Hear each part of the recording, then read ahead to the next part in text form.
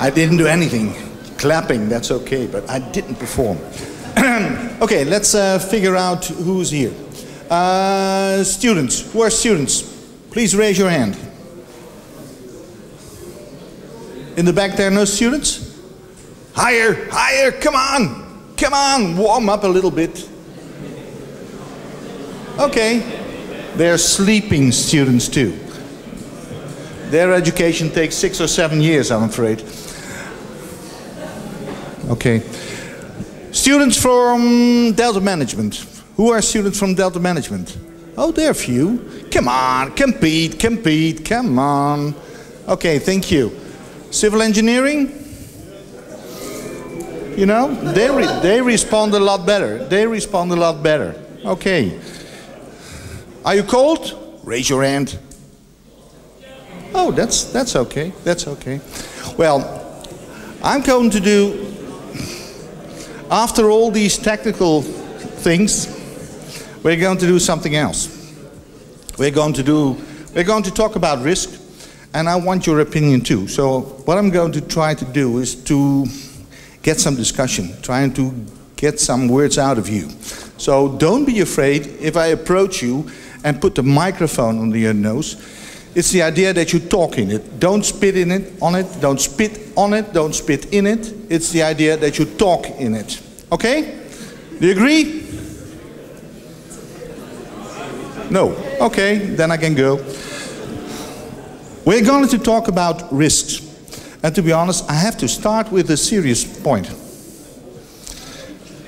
If we're talking about risk, the past days we faced risks. We faced the effects of risk. And I'm afraid Paris is a very, very bad example of a risk. But the point is, we have to face risks, because as Professor Bex, he's a German philosopher, says, you can't live without risk. So a zero-risk society doesn't exist. What's your biggest risk? Death. Death. Well, that's, to be honest, that's a very, very definite one. What's your ultimate risk? Lauren, no. No, it's you. Oh, I don't know. You don't know. She doesn't know. She's still thinking about it. And about you? Neither. How about you? Neither. What you can see that very few people think about risk. You don't realize that you're facing risk every day, every moment of your life. So we're here in the Flooding Museum. The Flooding Museum focuses on floodings, on water, the problem between water and land. That's the issue you really want to study in the future. That's why you're that's why you're a student on our university. And I want to show you flooding risks, and society from a different angle. Not from the angle of only technical solutions, because technical solutions solve any problem? Yeah, sure. Yes. Yes. Okay, here's a 100%. Here's someone who is convinced that for 100% technical solutions, you disagree? No, I think not always. Not always. That's a good one. She says not always, you know. It looks like poldering around a little bit. How about you? Sometimes. Sometimes. Not always, sometimes. How about you? I think sometimes too, not always. You are here in the Netherlands too long, you know. You learn what poldering is. You know the message of poldering?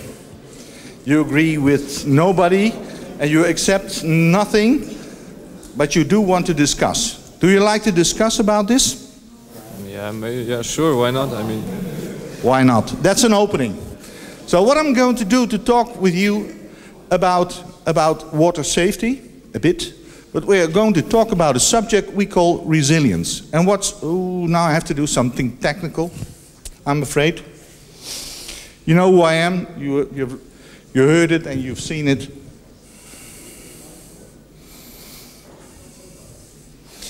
Oh, this is not so clear. Sorry. We're going to talk about resilience, resilient deltas. And resilient deltas has another angle than just talking about safety and just talking about water safety. What we are going to do is looking at deltas as an area that shows very, very complex situations. And situation with often conflicting situations, conflicting interests. And what we did in the past is trying to convince ourselves that by analyzing them, analyzing the risks that are threatening that area, we can look for a kind of how to, the question, we can answer the question how to solve the risks. And we did that from a merely technical point of view. I will take care that you will get the sheets and you can read it maybe afterwards. What we did is focusing on managing the direct effects of a disaster and to deal with them with all the means we have available. And we learned how to coordinate the effects. But what we are trying to do now is trying to figure out if there's a system, a new kind of approach, and it's not that new, it's something that's in society already available. And people in the US, people in the United Kingdom, people in Germany, they use this approach, this system approach. And what we do is trying to figure out if we can create a kind of multi-agency answer to this complex system we call society. Who wants to be part of a system? Do you want to be part of a system? Yeah, I think so. I think so. That's an opening. That's an opening. That's an opening. Do you want to be part of a system? Yeah, what? It sounds technical, so you say no. No. Do you want to be part? No. No. He says definitely no. That means that a system looks very technical. It looks cold. It sounds like something far beyond you. It has nothing to do with you. But I'm so sorry. You are all a system. You're a biological system. You take part of system, recreational system, traffic systems, societal systems, whatsoever. We all take part in systems. And systems are an analysis, a way to analyze things. What we're trying to approach is trying to figure out if we can find out some balance, the balance in society. And this balance, and with this balance, we should be able to absorb shocks. We are able to recover from the shocks and stresses, and we adapt and transform communities and livelihoods to withstand future events. So what we do is create an idea about how to withstand shocks, how to resolve the problems by being adaptive, and how to withstand with future events. So it's the now, it's the future, and it's the long future where we're looking for. Is this new? No, it's not new. It's what we try to do every day. What we don't know, we don't realize ourselves that we are working on a type of resilience. As an individual, are you resilient or are you not resilient? Within this limitation of the definition. We are resilient. We are resilient, but are you resilient? Yes. She is resilient. And why? Because I can recover from shock and stress and... Okay, you can overcome. Let me see, can I go that way? Because otherwise they fall asleep over there. Do you think you're resilient? Yeah. Why? Because everyone's resilient. Because you're. She says everyone is resilient. And why do you think that everyone is in principle resilient? Because we're living humans, and we have to respond to things. We are living human beings, and we are able to respond. We are able to withstand certain events. That means that if you are able to respond, and if you are able to withstand, you're part of a system and you recognize your own systems. If you're making a drawing of your environment, all the elements that are in your environment, you get this kind of analysis of complex systems. And a complex system is not that complex. If you look at it very clearly, you can see that there are all kinds of things that are very, very close to you. And I have to be honest, I have to get closer too. Because it has to do something like things like your environment. It has to do something with things like your economics. It has to do something like things on your social environment.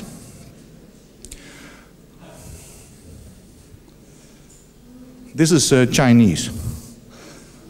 What we did is modeling everything we had to do, everything that had to do with resilience, and put it in a system approach. And this is what we did. Look at it, and if you look at it, you will recognize it, because this is a multi-agency approach. And as you are sitting here, you have this approach, because you don't think just about food. You don't think just about how to get from A to B. Oh, you can do it. Of course you can do it. But then you will lose control. So what we make is a kind of model in which we put 4 elements together. It's the element of the economic capital. It has everything to do with money.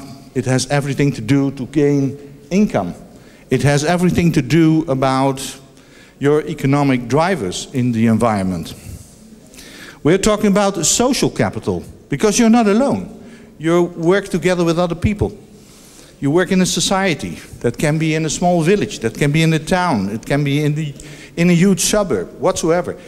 You never live, at least, sometimes I look at the Alaskans and then see that some people live alone, but to be honest, we like to be in a social environment. So we have invested in social capital.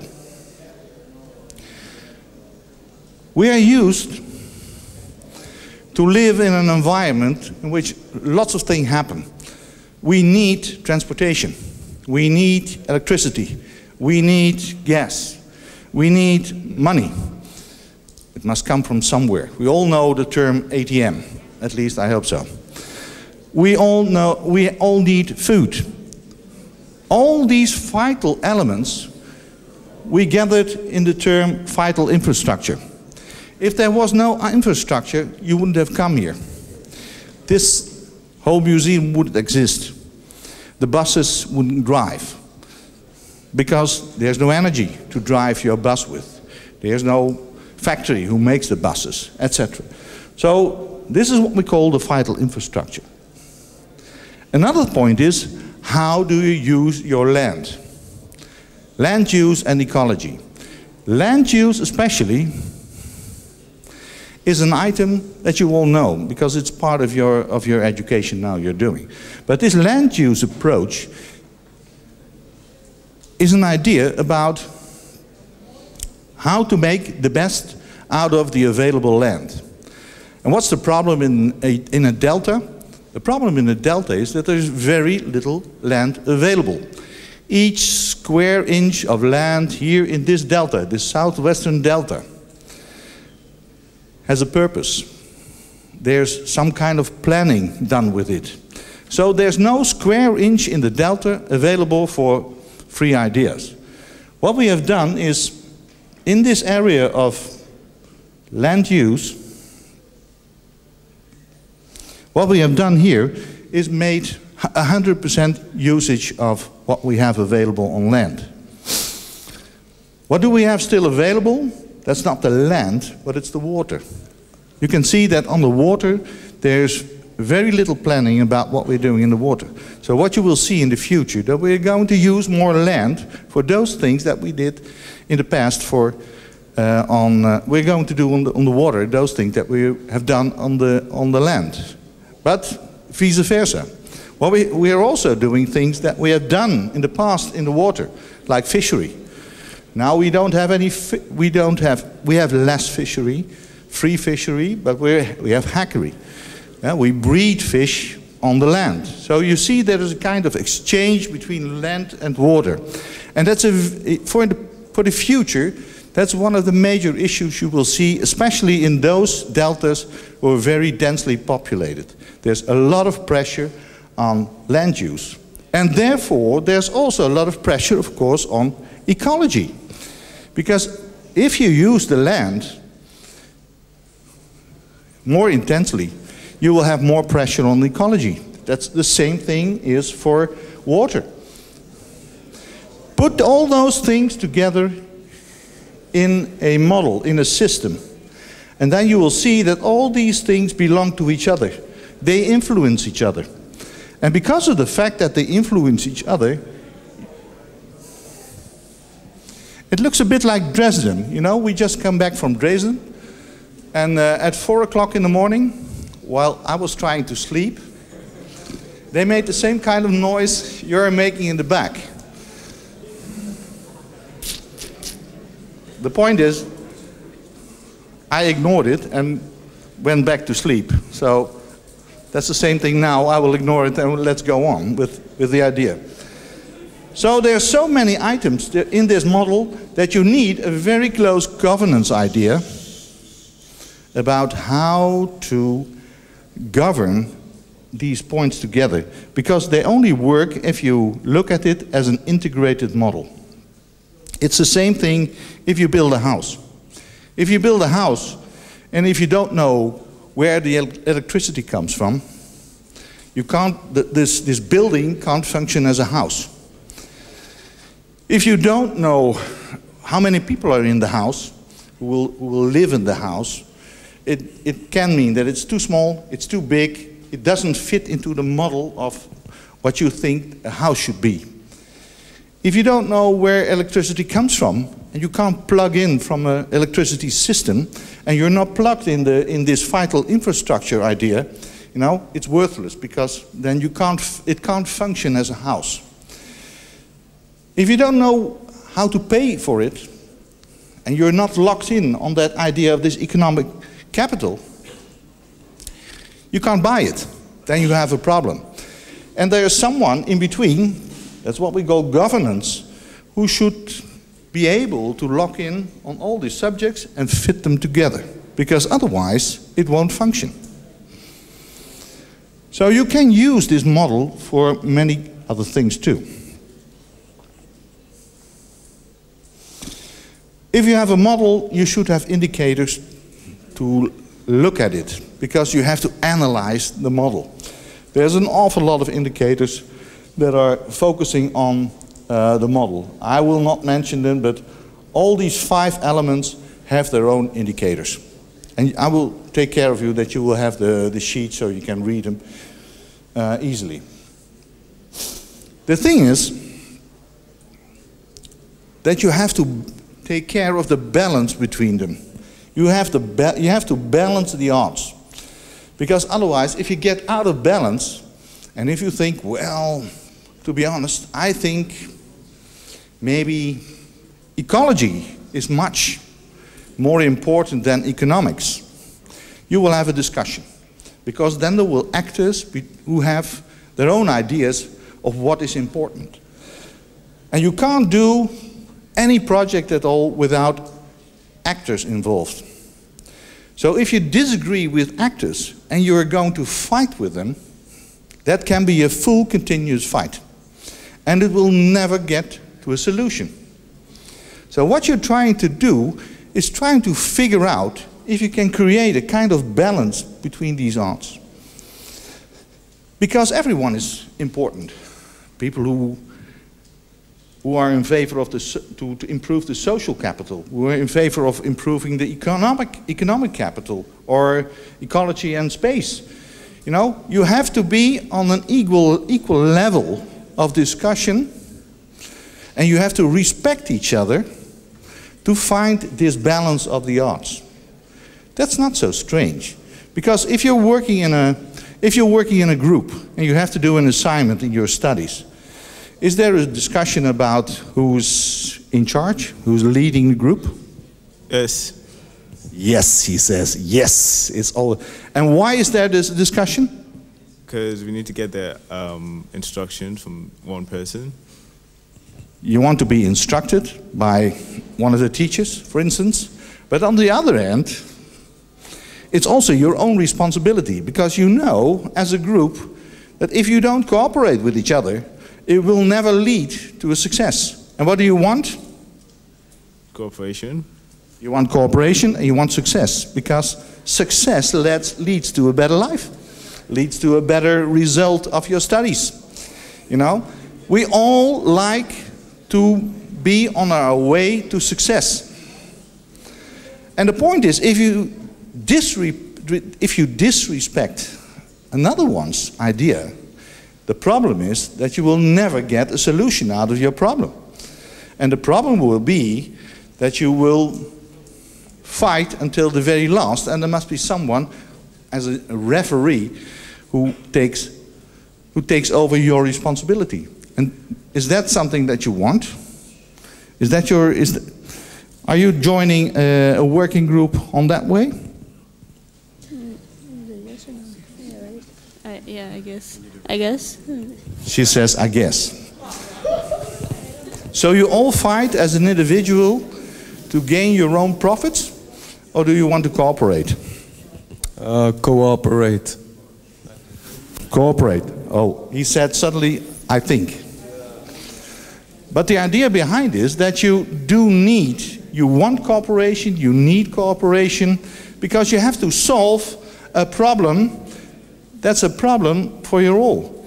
It's not your individual problem. It's not the problem for a small group. It's a problem for you all that you want to solve. So you do need the technician. My colleagues who took the floor before me. You do need the technicians. You do need those people. You disagree? Okay, I'll be there. Wait. If you I like people who disagree with me. You disagreed? I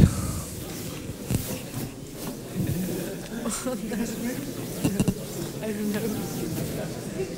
There's a nice song, Silence is Golden.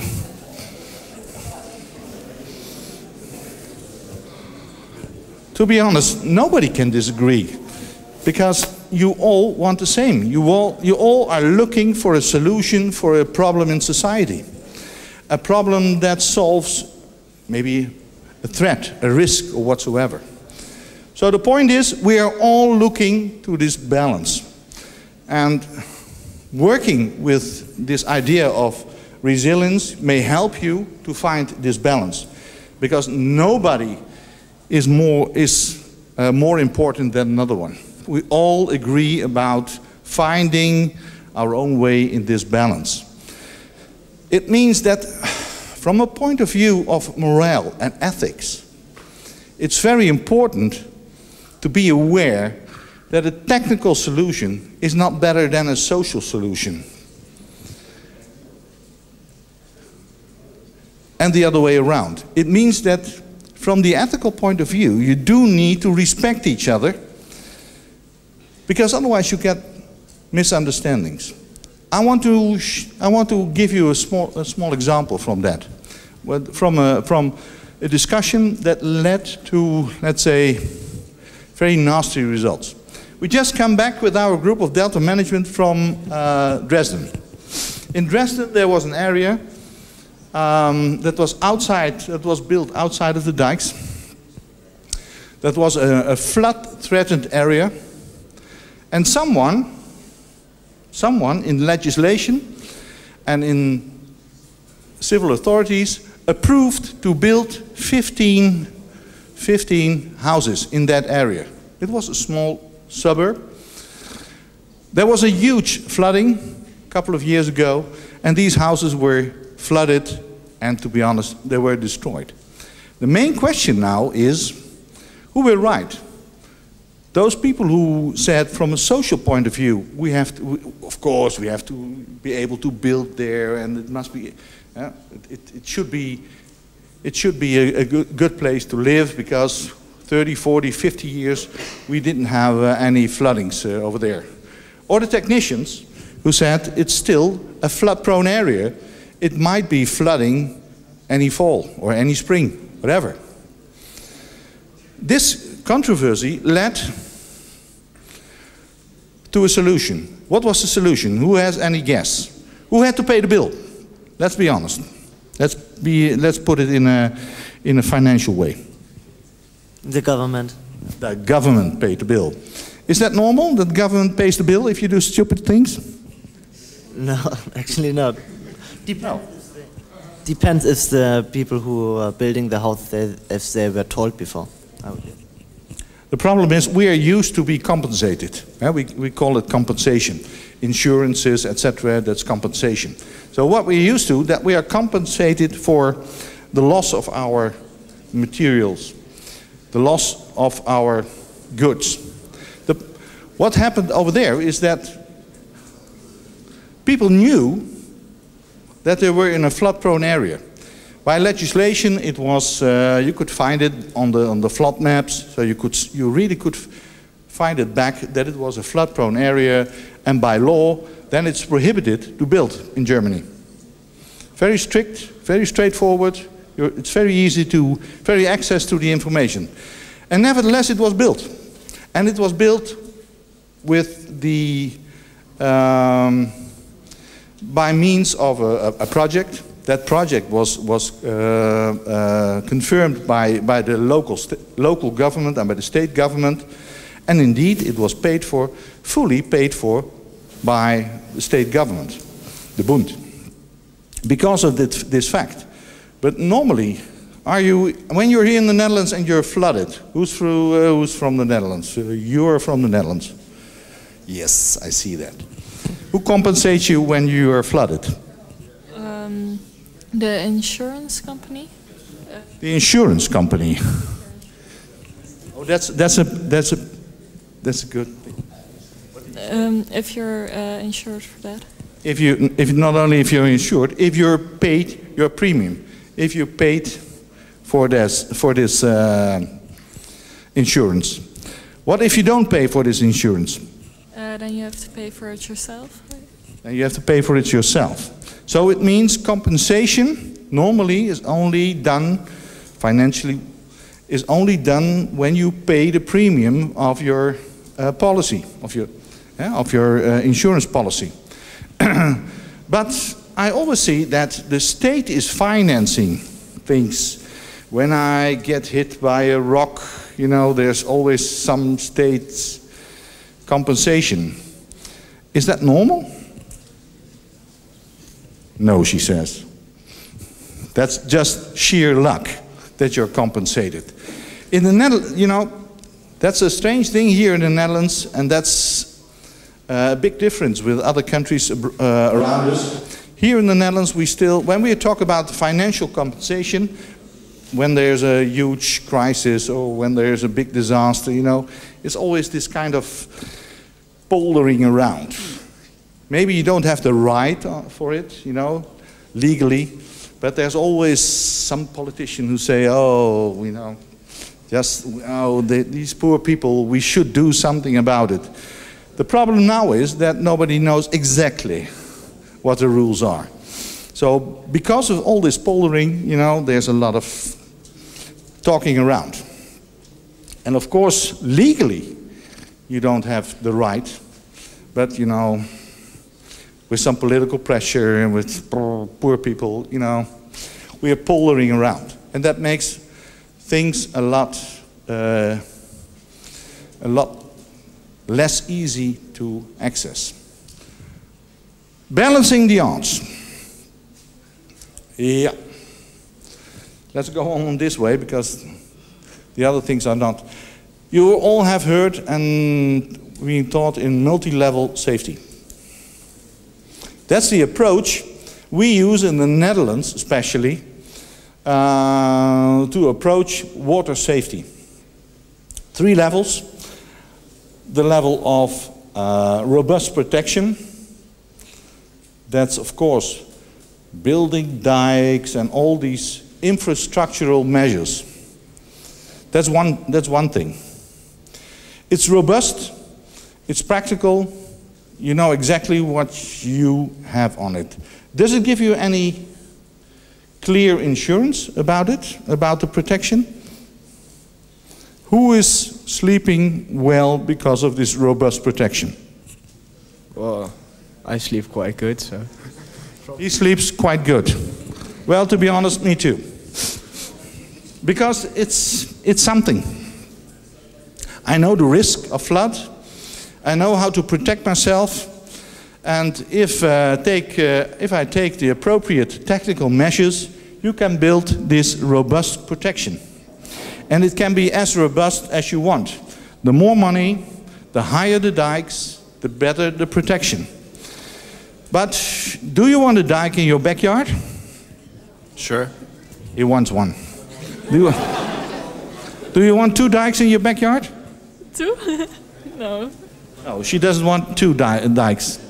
Well, to be honest, I do want a dike. Well, I want a dike in my backyard. But not too high. Because I want to enjoy too the scenery around me. And of course I want a better dike, but not in my backyard, in your backyard and in your backyard and your backyard. That means that robust protection means something. Robust protection means that you have to be able to invest, you must be willing to invest, and there must be a place to build this robust protection. You will hear a lot about robust protection these days. Another way to protect yourself is smart land use planning. Smart land use planning is a way to protect yourself by giving, for instance, room to the river. That's a good example. You know Room to the River? Who has ever heard about the program Room for the River? Okay. That's a lot of people. Room for the River will mean that by a flooding,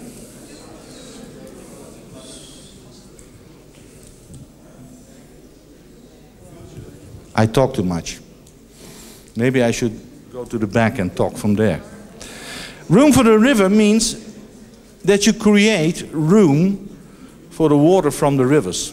So if there's, for instance, in the fall or in spring when the winter snow is melting and there comes extra water through the rivers down to the lowest area. The lowest area are not flooded because you take off the pressure of the water of the rivers and give them more room, as the word says.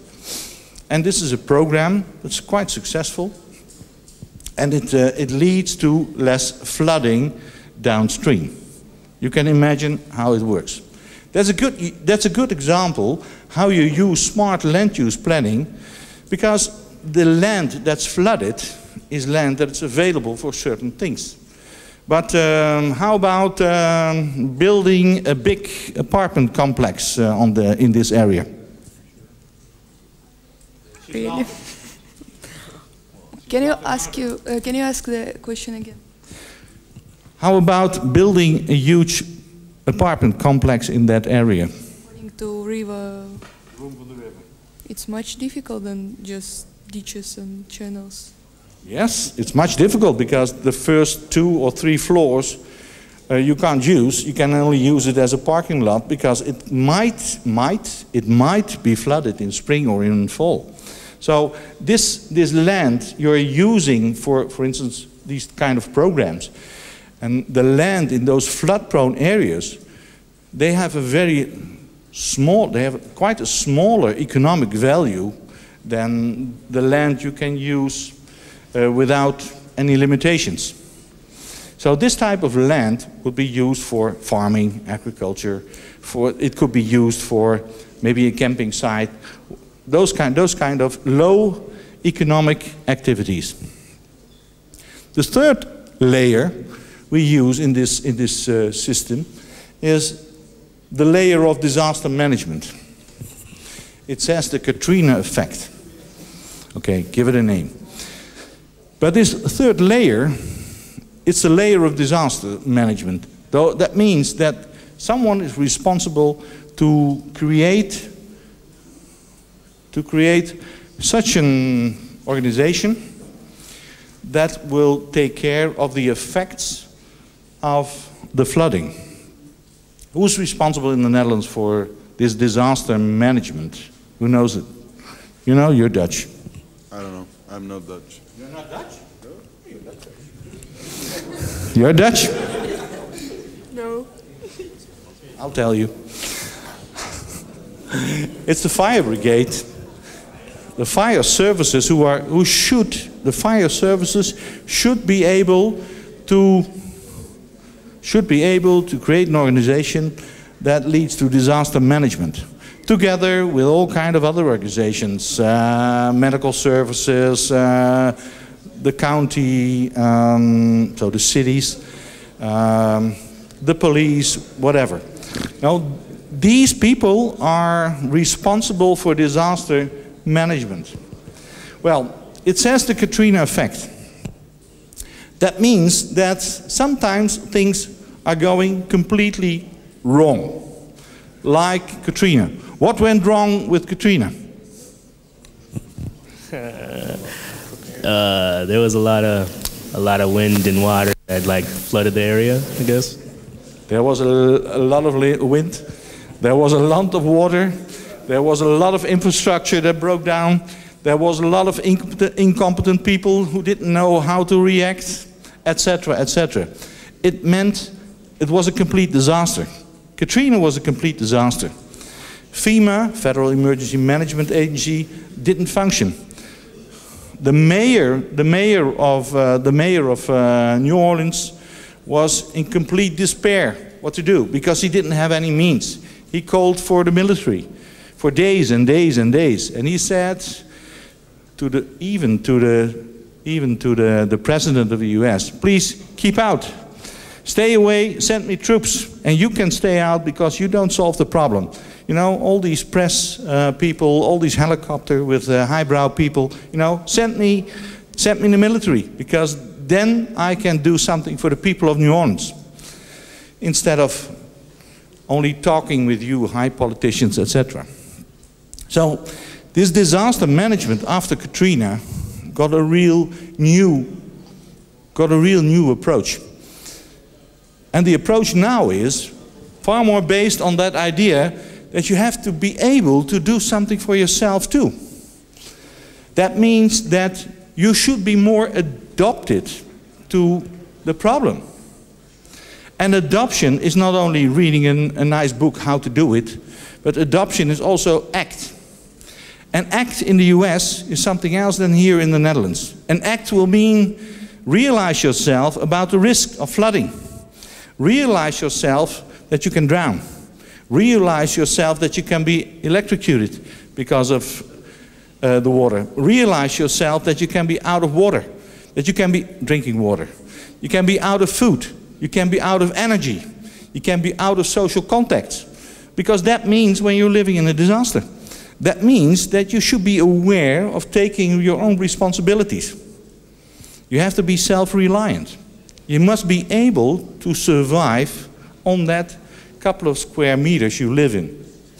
So that means that you do need something like electricity. Yeah, you need something like light, you need something to cook on, you need something to drink, you need something to eat for a couple of days, because they can't help you by the minute. It's not the idea of daily business, push the button and the fire brigade is there, or push the button and the emergency services are there. No, you have to survive for yourself. So the first shell must be self-reliance. You must be aware that you have to be able to take care for yourself. The second layer should be that your neighbors and your neighborhood should be able to help you. And you should know what people are not self-reliant, what people should be helped. Elderly people, disabled people, whatever. So this is a whole system of people who are resilient, who are able to adopt and absorb that shock themselves. And then of course you're on the city level or on the county level, and they have more means if they are available. But it means that you need to organize this all. And you can organize this by using this disaster management structure. But you have to do something yourself too. And that's the point. Most of the people forget that they have their own responsibilities on that point.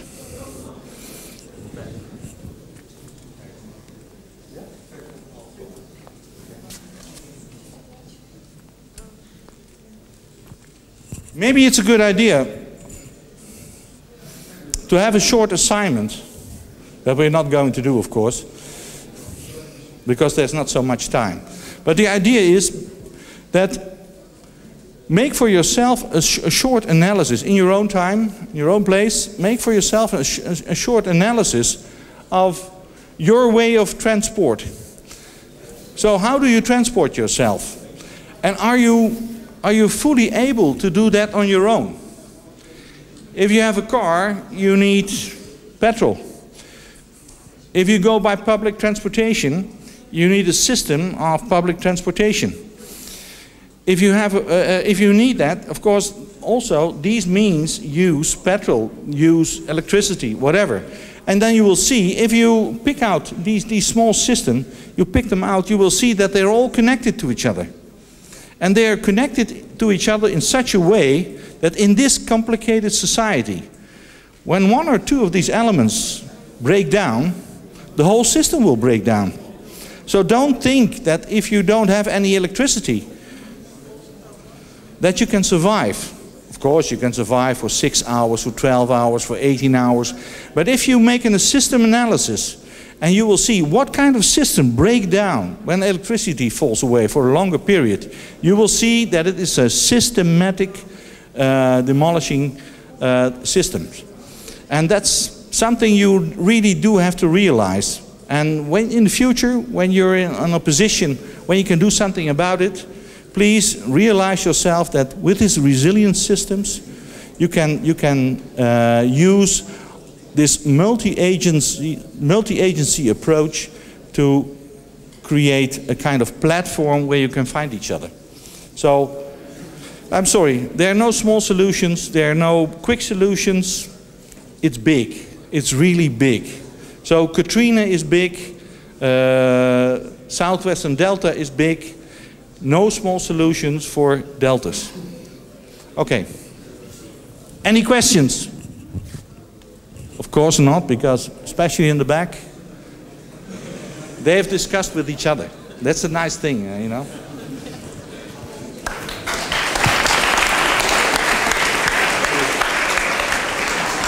Bedankt.